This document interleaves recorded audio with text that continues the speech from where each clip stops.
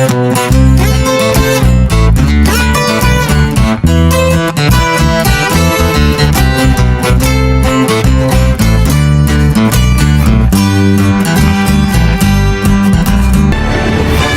nomine Patris et Filii et Spiritus Sancti.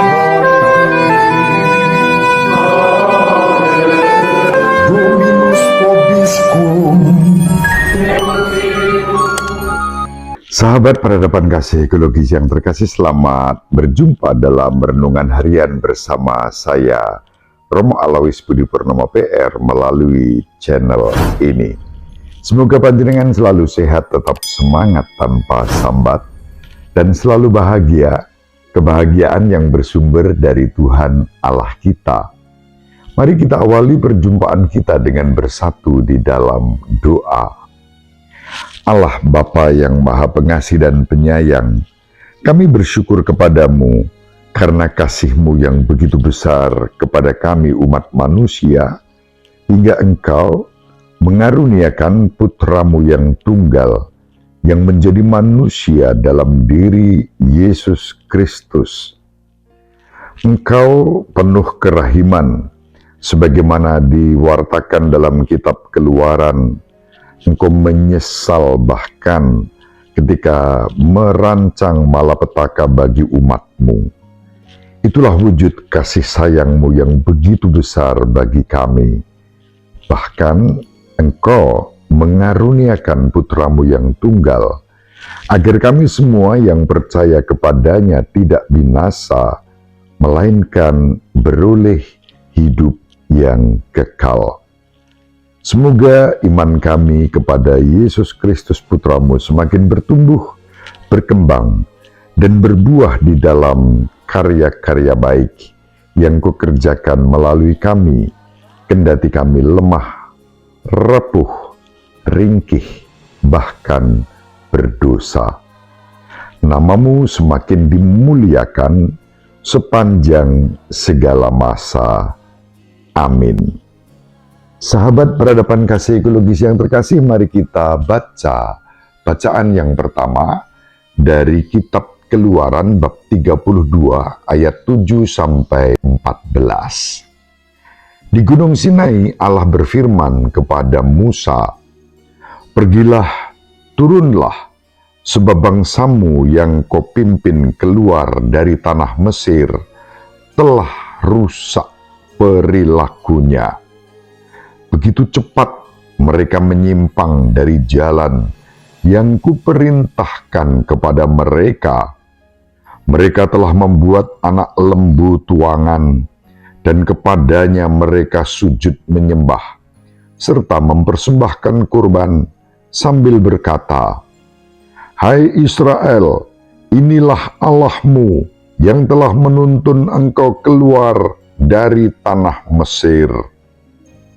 Lagi firman Tuhan kepada Musa, 'Telah kulihat bangsa ini, dan sesungguhnya mereka adalah suatu bangsa yang tegar tengkuk. Oleh sebab itu, biarkanlah murka-Ku bangkit terhadap mereka, dan Aku akan membinasakan mereka. Tetapi engkau akan Kubuat menjadi bangsa yang besar.' Lalu Musa mencoba melunakkan hati Tuhan Allahnya dengan berkata, 'Mengapakah Tuhan murka-Mu bangkit terhadap umat-Mu yang telah Kau bawa keluar dari tanah Mesir dengan kekuatan yang besar dan dengan tangan yang kuat? Mengapakah orang Mesir akan berkata, Dia yang membawa mereka keluar dengan maksud menimpakan malapetaka kepada mereka dan membunuh mereka di gunung dan membinasakannya dari muka bumi? Berbaliklah dari murka-Mu yang menyala-nyala itu, dan menyesallah akan malapetaka yang hendak Kau datangkan kepada umat-Mu. Ingatlah kepada Abraham, Ishak dan Israel hamba-hambamu itu, sebab kepada mereka engkau telah bersumpah demi dirimu sendiri dengan berfirman kepada mereka, Aku akan membuat keturunanmu sebanyak bintang di langit, dan seluruh negeri yang kujanjikan ini akan kuberikan kepada keturunanmu, supaya dimilikinya untuk selama-lamanya.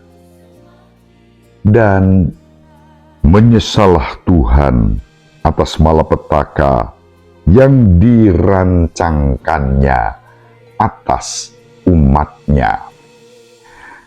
Demikianlah sabda Tuhan. Syukur kepada Allah.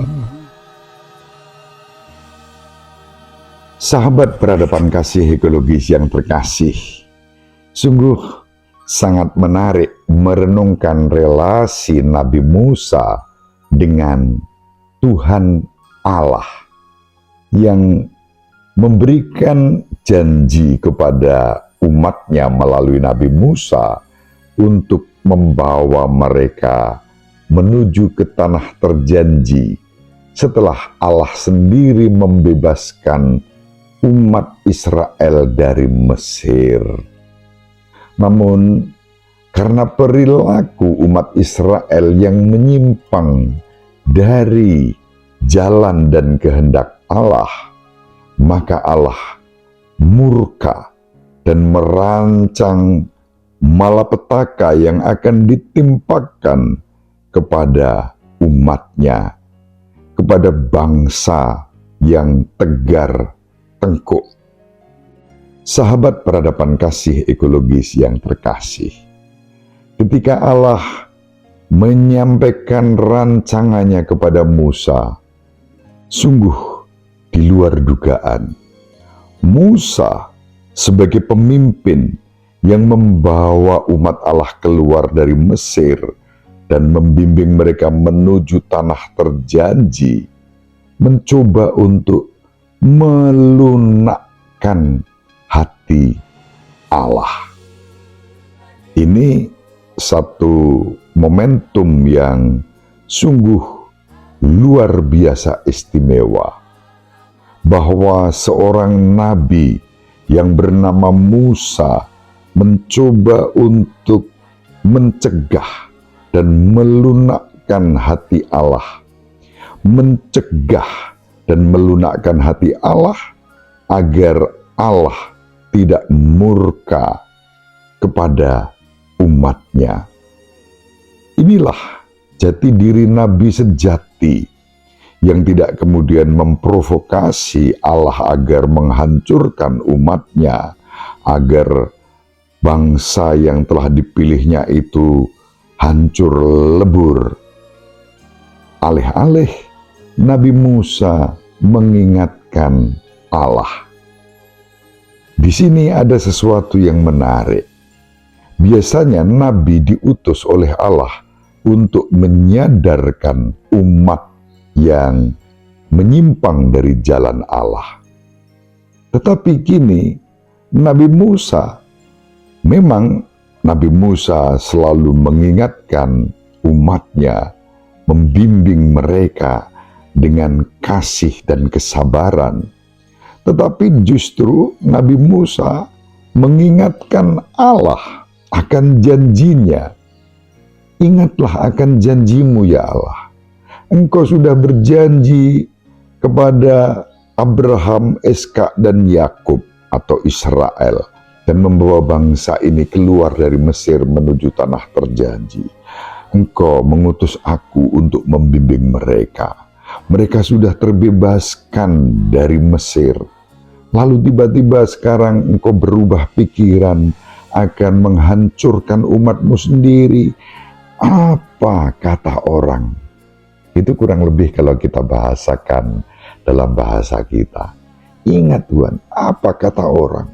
Oh ternyata Tuhan Allah umat Israel yang melalui Musa membawa umatnya pergi keluar dari Mesir menuju tanah terjanji hanya untuk membinasakan umatnya sendiri. Sahabat peradaban kasih ekologis yang terkasih, Nabi Musa memiliki keberanian seperti itu mengingatkan Allah. Bahkan dikatakan, ingatlah dan berhentilah dari murkamu, menyesallah. Wah, ini sesuatu yang luar biasa istimewa. Dan apa yang terjadi? Allah mendengarkan apa yang disampaikan Nabi Musa kepadanya, dan pada bagian terakhir dikatakan, maka menyesallah Allah. Lalu rencana untuk menghancurkan umatnya itu dia batalkan. Sahabat peradaban kasih ekologis yang terkasih, kita dipanggil untuk bekerja sama dengan Allah dalam menghadirkan kehidupan, bukan kehancuran, bukan kematian, bukan kerusuhan, bukan kegaduhan. Kita dipanggil untuk mewartakan damai sejahtera. Maka dari itu, tugas kita adalah bagaimana sekarang ini dalam kehidupan bersama yang saat ini terutama secara sosial politik sedang ditandai dengan kegaduhan yang tak kunjung selesai dari elit-elit politik kita, saling menyerang satu terhadap yang lain, atau bukan saling menyerang tapi satu pihak yang kalah menyerang pihak-pihak lain yang dituduh dengan berbagai macam tuduhan. Lalu suasana menjadi gaduh. Mayoritas warga bangsa kita menghendaki damai sejahtera.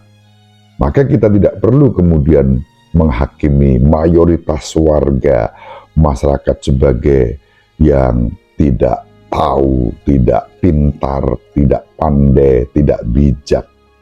Justru kita harus rendah hati, belajar dari masa rakyat yang memilih perdamaian daripada kegaduhan.